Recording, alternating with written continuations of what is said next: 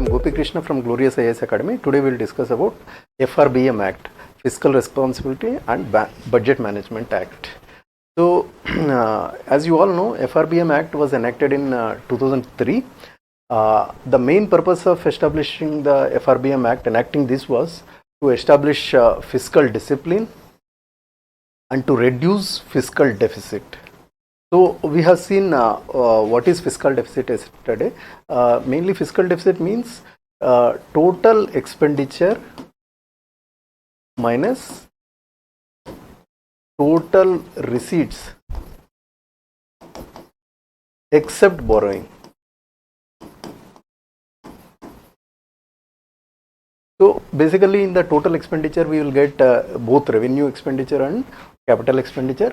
In total receipts also both revenue receipts and capital receipts are there, but except borrowings. Borrowings won't be calculated. Basically fiscal deficit means borrowings only. Whatever comes from this is borrowings. So how can we do expenditure without receipts? Obviously any expenditure without receipts we cannot do. So we will do expenditure with the receipts only, but we want to see how much of expenditure is being done through borrowings. Borrowings can be internal borrowings, like Government of India can borrow from the market through dated securities or treasury bills, and it can also borrow from foreign countries or multilateral institutions. So we want to see what is the total borrowings. So this is a important fiscal deficit is an important indicator of the economic health, and so basically we can see the out of the total, because if borrowings are more, we have to give interest also and we have to pay back the principal amount also.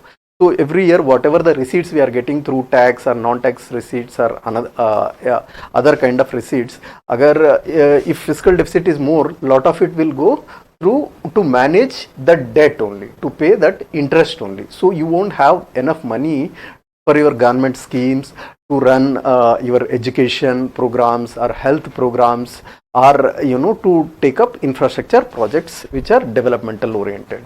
So that is why a country always tries to manage its fiscal deficit. And in 2000 our fiscal deficit increased to 6% of GDP. So government, with a very good vision, enacted Frbm Act so that any party may be in power, then they will be legally obligated to reduce the fiscal deficit, and they will be responsible, made responsible by the act, so that our borrowings will be in a manageable level, so that our economic health will be in a better shape. So that is the main aim, and the main aim is to reduce the fiscal deficit and also to improve the management of public funds. So if you reduce the fiscal deficit and manage better, we can manage public funds better, and we want to achieve fiscal stability in the long run. So if fiscal deficit is very high, even sovereign debt crisis also can happen. We have seen in some of the European countries like Greece also, like they couldn't repay their debt. So if fiscal deficit, if it's very high, even it can have crisis also.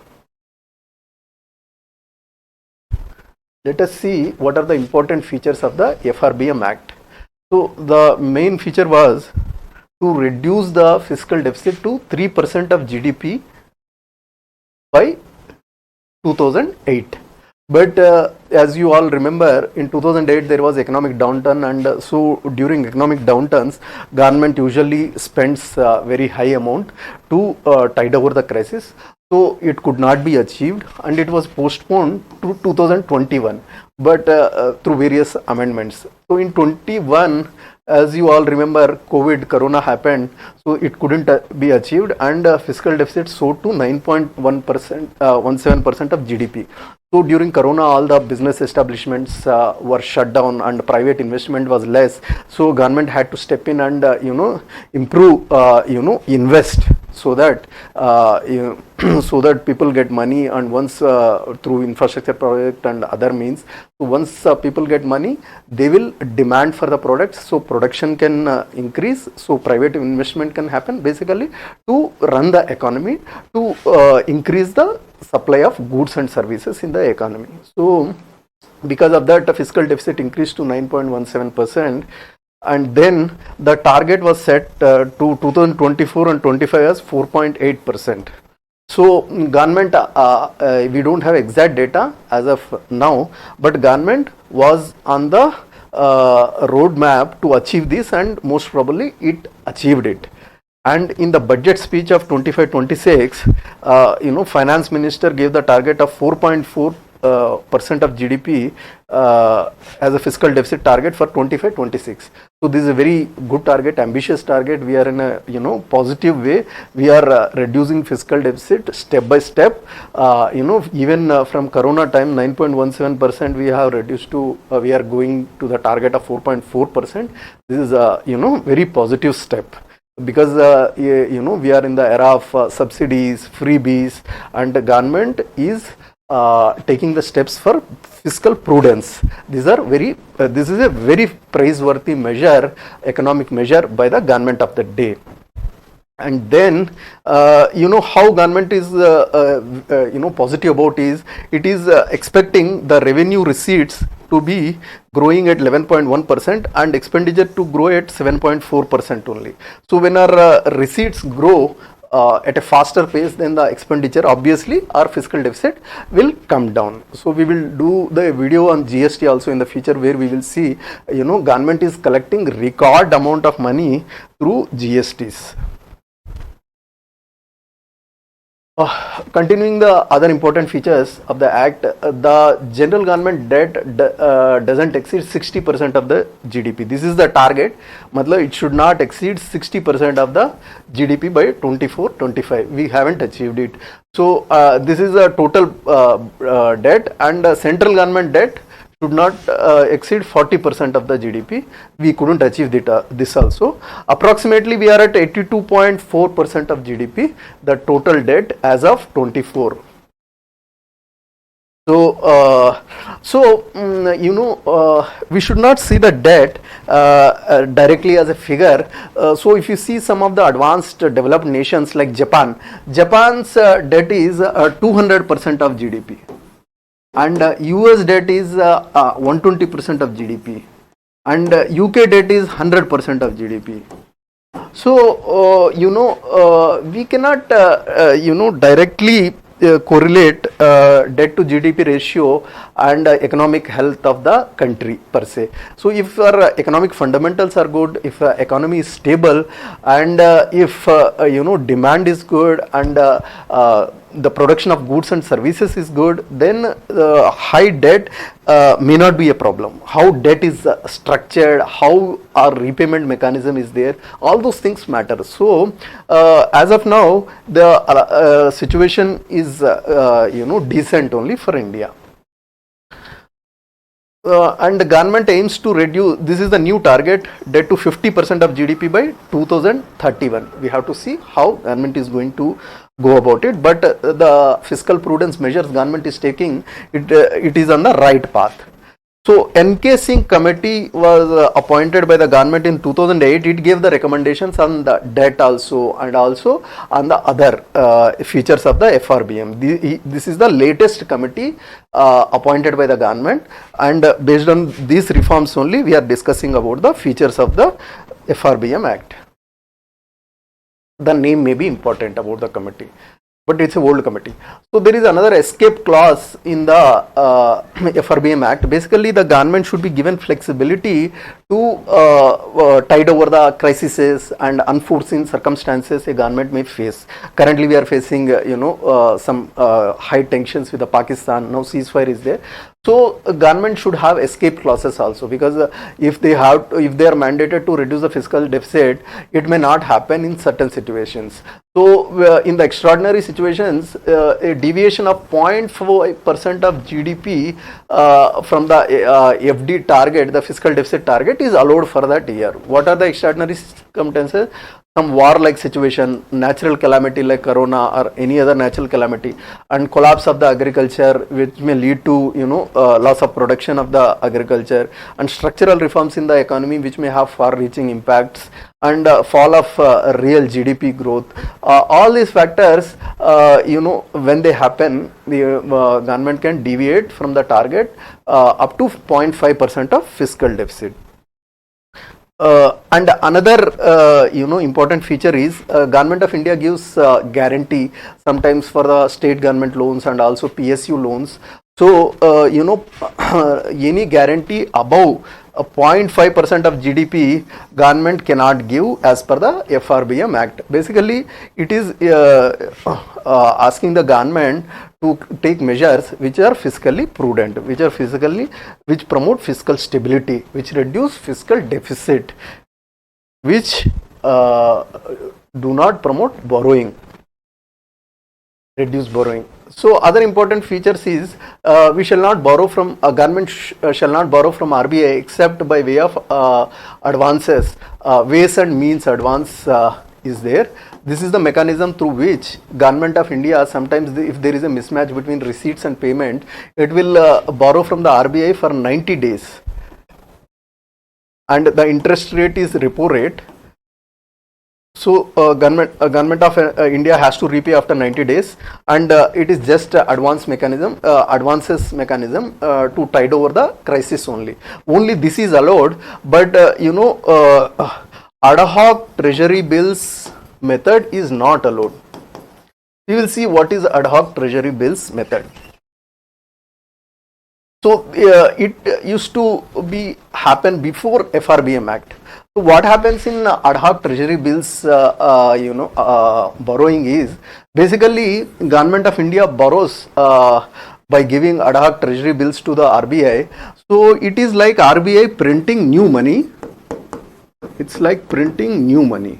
Matlab, RBI won't print money per se, but suppose Government of India asks 100 crore rupees, let's say. So RBI puts this money in the account of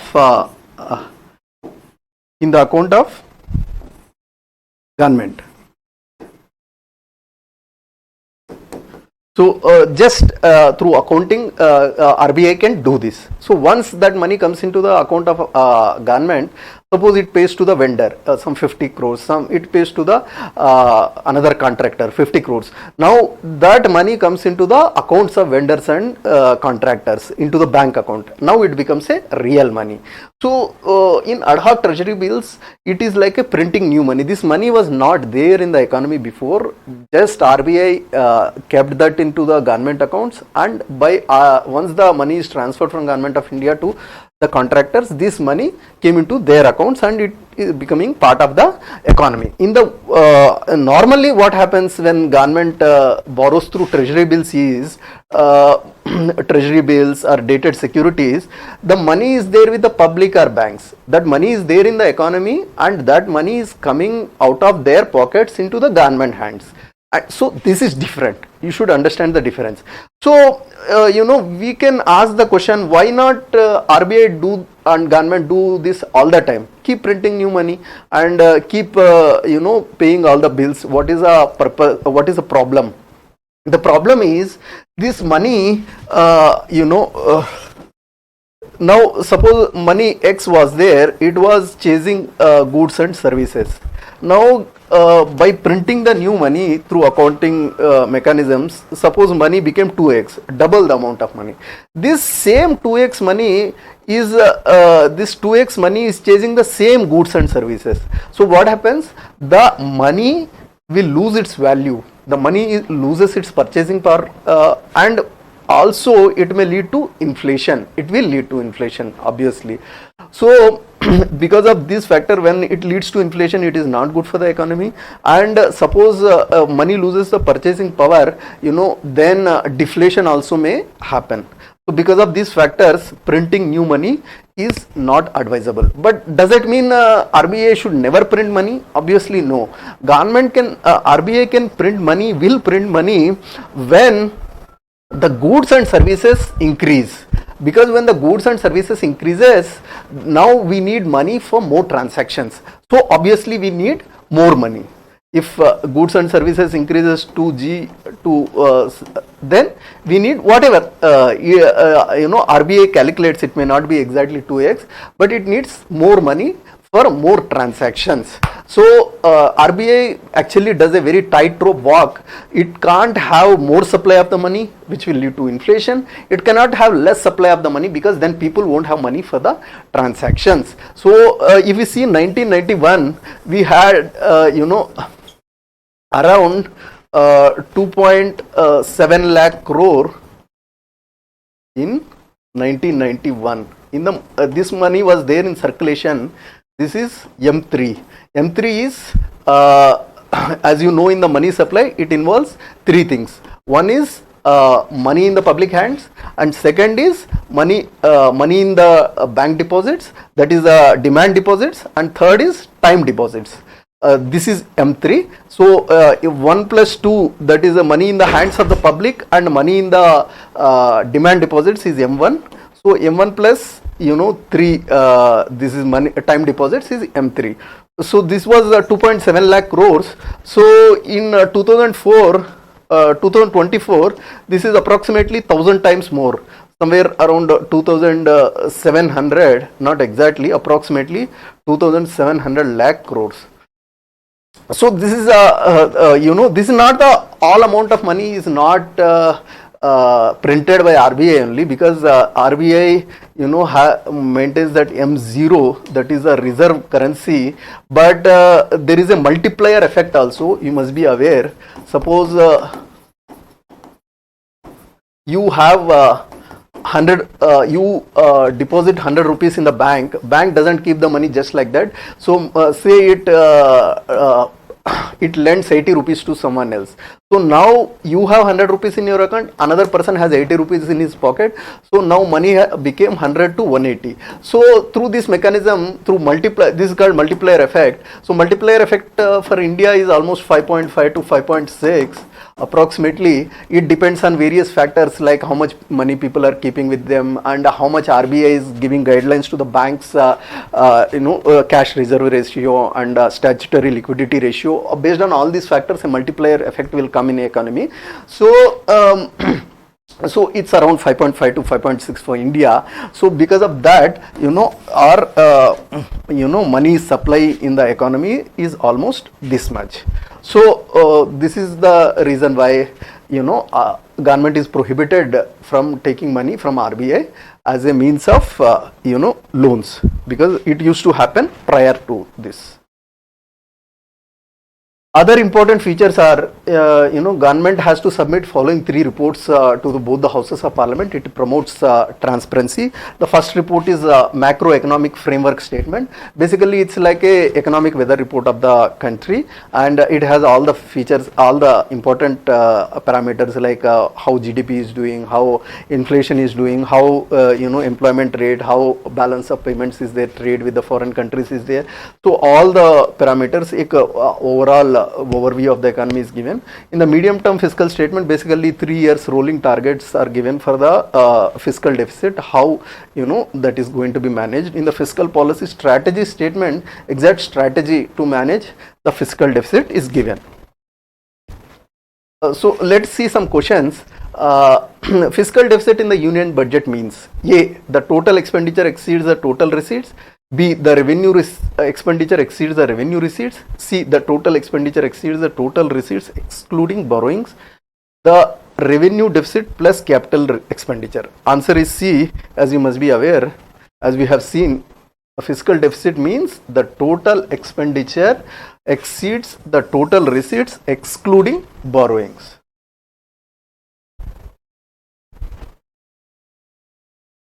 Next question, fiscal deficit in the union budget mean: A, the total expenditure exceeds the total receipt. I think this is the repetition. Let's go to next question. Sorry. Consider the following statement regarding fiscal deficit. 1. A high fiscal deficit necessarily leads to an increase in the government debt burden. So fiscal deficit includes borrowings of the government. Which of the statements given above are correct? So obviously both are correct. High fiscal deficit necessarily leads to an increase in the government's debt burden, because fiscal deficit is all about debt only, and obviously when the high fiscal deficit means high debt, so it will increase the government's debt burden. Fiscal deficit includes borrowings of the government. Fiscal deficit means borrowings only, so both 1 and 2 are correct. Which of the following can be consequence of a persistently high fiscal deficit? 1. Increased inflationary pressure in the economy. 2. Crowding out of private investment. 3. Higher future tax burden. All 3 are correct, and these are the problems with the fiscal deficit in an economy. So obviously it causes inflationary pressure in the economy, because whenever the government brings in more money into the economy, inflationary pressure will increase. Government spending is increasing, and it is spending more than what it is earning. And crowding out of private investment. This is another important concept. Actually what happens is, when government borrowing happens in the economy, and basically private also want to borrow in the economy, now government is also borrowing now, so because of the government borrowings, the private will be excluded. It is crowded out of the economy. Because of the competition, it will be costly for the private investment, so interest rate for private will increase. When the government borrowings increase, the interest rate for private borrowing will increase, so it will be costly for them, so it will lead to crowding out of private investment. So private investment is very essential in the economy. So this is another negative feature of the fiscal deficit. And third thing is higher future tax burden. Obviously we have to repay the debt, and this is another problem, because if we increase the fiscal deficit now, it will be burden on the future generations. The primary deficit is fiscal deficit minus revenue deficit, fiscal deficit minus interest payment, C. Revenue deficit minus interest payments, D. Total expenditure minus total receipt. So answer B is correct, fiscal deficit minus interest payment. This is another deficit. We have revenue deficit, fiscal deficit, and primary deficit. Primary deficit means fiscal deficit minus interest payment. Why means we want to see what is the principal amount of the borrowing. If you remove the interest payments, how much actually borrowing is there, how many billions are there. So this is a primary deficit, so you must be aware of this.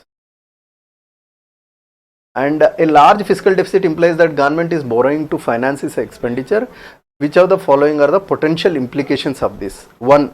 Increased debt serving obligations in the future. Obviously reduced funds available for the development expenditure. Yes, because we are borrowing, and because borrowing, interest has to be paid, because whatever the tax we are collecting, interest payment 25% will go, so only 75% will be there. And 3. Potential for sovereign debt crisis in the long run. Yes, as we have discussed before, if the debt crisis increases to a level which is unmanageable, and the collapse of the economy also can happen, and sovereign debt crisis is government fails to repay the loans, and credit rating will take a toss, and so it is a full crisis of the economy. So all the 3 are correct. D is the answer.